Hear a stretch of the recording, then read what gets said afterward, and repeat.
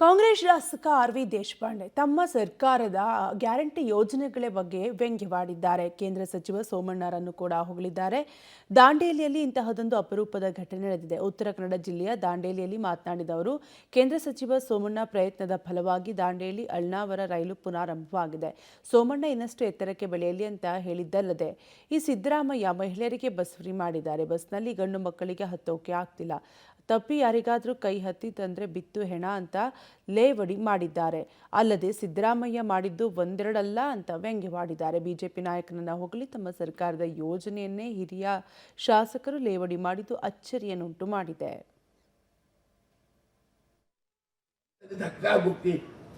ಅದು ಇವತ್ತು ನಮ್ಮ ಸಿದ್ದರಾಮಯ್ಯ ಹೆಣ್ಮಕ್ಳಿಗೆ ಬಸ್ ಫ್ರೀ ಮಾಡಿಬಿಟ್ಟಾನ.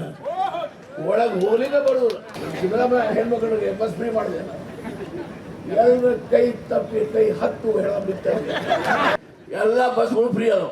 ಯಾವ ಹೆಣ್ಮಕ್ಳು ಎಲ್ಲ ಖುಷ್. ನೀವು ಗಂಡಸರಿಗೆ ಜಗಾನೇ ಇಲ್ಲ.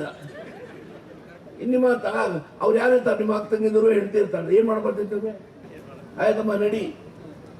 ಈ ಪರಿಸ್ಥಿತಿ ಆಗಬಾರ್ದು. ಹಾಗಾಗಿ ಒಂದು ಎರಡನೇದು ಬಸ್ನಲ್ಲಿ ಧಕ್ಕ ಬುಕ್ಕಿ. ಅದು ಇವತ್ತು ನಮ್ಮ ಸಿದ್ದರಾಮಯ್ಯ ಹೆಣ್ಮಕ್ಳಿಗೆ ಬಸ್ ಫ್ರೀ ಮಾಡಿಬಿಟ್ಟಾನ. ಒಳಗೆ